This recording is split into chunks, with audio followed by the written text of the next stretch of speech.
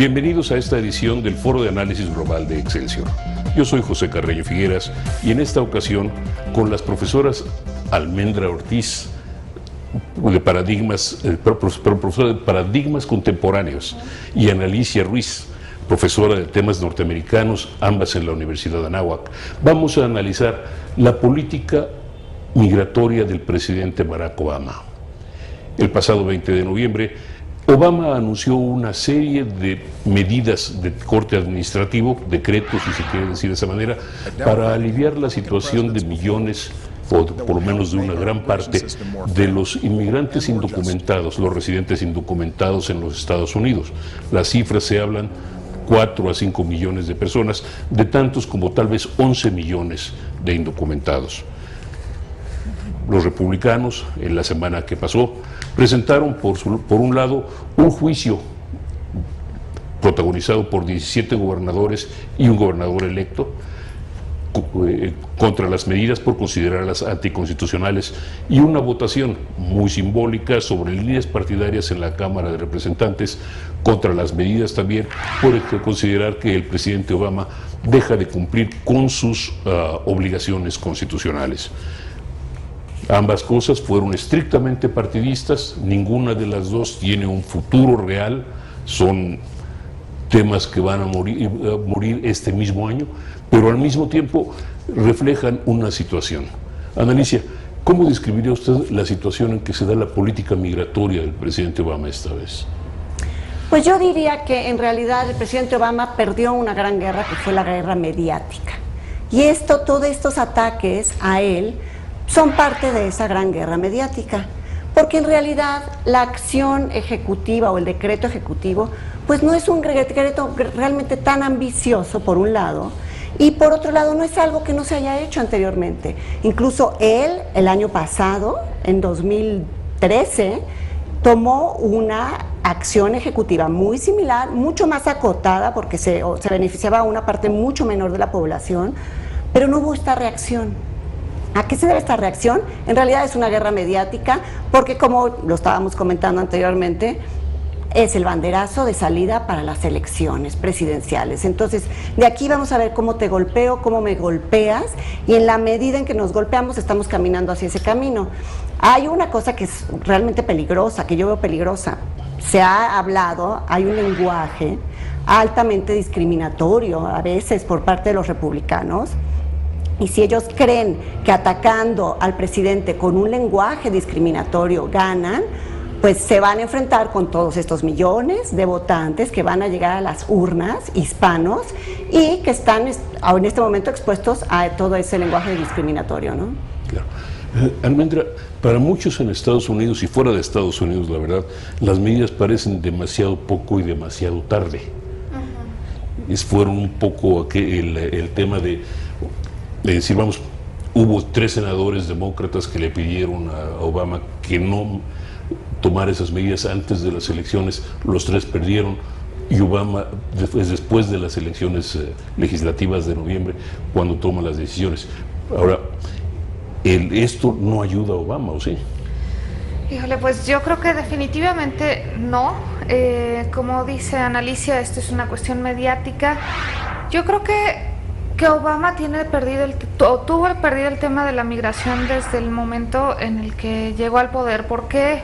Porque sabemos que él llegó ahí por el voto hispano. En su mayoría existía esta ilusión de que se iba a lograr una reforma migratoria integral que no había sido lograda en el pasado, y después de estas medidas tan drásticas que se habían puesto en años anteriores, como la propuesta de Sensenbrenner, etcétera, como que ahora se tenía una luz, una esperanza, y Obama, por la crisis de 2008, por la cuestión de Irak, etcétera, pues no se pudo enfocar, y evidentemente la gente esperaba que para este mandato pues pudiera tener mayor atención, pero creo que al final del día no es ni el momento adecuado, ni le beneficia a los demócratas en las elecciones que vienen. Me voy a desviar tantito, pero ¿no es un poco un paradigma, o el propio Obama un paradigma contemporáneo? Él llega representando una esperanza, llega representando una Una nueva los era. deseos, llega representando los buenos deseos o incorpora el cambio, la representación de cambio, pero no puede hacerlo, ¿no? Ese es el paradigma contemporáneo. Exactamente, ¿no? Se esperaba que fuera un parteaguas, tal vez en la historia presidencial en Estados Unidos, y yo creo que las expectativas, pues poco a poco fueron desahogándose, fueron quedando fuera. Y ahora que estamos a 2 años de un cambio de presidente, pues evidentemente se ve que Obama, en cuanto al tema migratorio, pues no ha cumplido con las expectativas. Y el hecho de haber tomado esta acción, que fue lo que me preguntaste en este momento, justo después de las elecciones legislativas, considero que no fue un buen momento, porque entonces se pone en tela de juicio la legitimidad de las instituciones norteamericanas, ¿no? Y creo que esto le da más fuerza a los republicanos. Pero políticamente, de todas maneras, demasiado tarde y demasiado poco, ¿no? Demasiado, eso sería Sí. la forma de calificarlo, demasiado tarde y demasiado poco, aunque pues el camino a las elecciones pues todavía faltan 2 años y en 2 años pueden pasar muchas cosas. Si nosotros vemos las estadísticas ahorita, la mayor parte de la gente pues se ha podido permear toda esta ola negativa y no lo aprueba, pero pues poco a poco puede ir creciendo el número de gente que al final termine aprobando estas acciones del presidente, ¿no? Sí, pero él, si recuerdo bien, él de alguna forma prometió esa legislación o digamos, o por lo menos luchar por esa legislación desde su primera elección en 2008. En 2012 dijo esta es una prioridad. 2014 toma medidas que sí son un alivio. En 2013 tomó las medidas a favor de los llamados soñadores, los dreamers, pero también después de que los dreamers le torcieron el brazo, literalmente. Es decir, prometió una acción que él no estaba dispuesto a tomar, ¿o sí? Pues en realidad no ha tenido el capital político para hacerlo. No ha tenido el capital político. Hubo una iniciativa bastante, digamos que logró un consenso importante en la Cámara de Senadores, la famosa iniciativa de McCain, y se quedó en el congelador. ¿Por qué? Porque llegó a la Cámara de Representantes y le dijeron no, el presidente no tiene, el presidente en ese momento no tenía el capital político para poder avanzar. Yo creería que debe de ser una frustración importante para él. Una frustración porque no es que él no tenga la voluntad de hacerlo, pero no lo ha podido hacer. Y pues en temas de la democracia, pues la democracia electoral, en donde vuelvo a ir a las urnas y vuelvo a ir a las urnas, entonces termino haciendo las cosas que políticamente me van a rendir más, ¿no? Como lo mencionabas, retrasó. Este decreto presidencial lo lleva retrasando, lo prometió para el verano y lo retrasa hasta ahora. Todo en términos de una lógica electoral, ¿no? Sin embargo, esto en alguna forma decepcionó a muchos hispanos en ese sentido. Sí. Y de hecho, en alguna medida, aunque la participación latina en la votación del 4 de noviembre no era tan importante numéricamente como podría serlo o podrá serlo en las próximas elecciones. Muchos de los estados donde hubo elecciones no eran específicamente latinos, pero en donde hubo latinos, por ejemplo en el caso de Colorado, los hispanos no salieron a votar. No salieron a votar. Ese fue el gran problema de los demócratas, ¿no? Eso fue uno de los problemas, ¿no? Es decir, no salieron a votar porque estaban desalentados, estaban decepcionados. Es decir, ¿qué va a hacer a los latinos salir a votar en 2016 a favor de los demócratas? ¿Simplemente el hecho de que los republicanos son más amenazadores?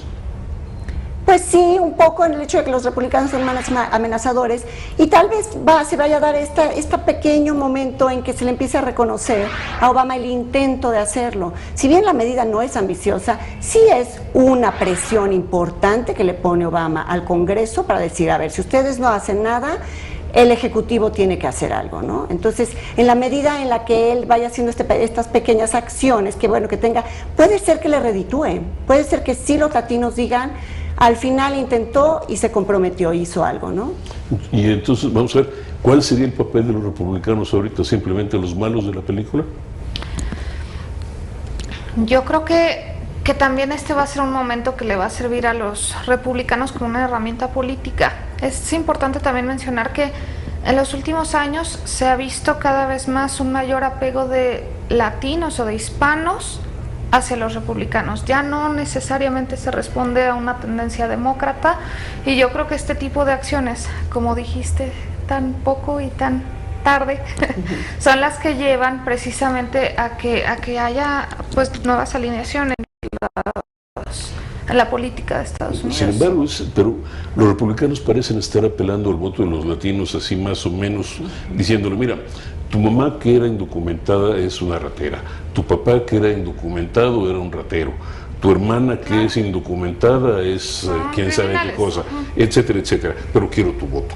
Es decir, claro, pero curiosamente la estadística sí ha ido en ascenso por parte de hispanos a republicanos. Ahora, yo creo que en este contexto les servirá a los republicanos para consolidar y fortalecer.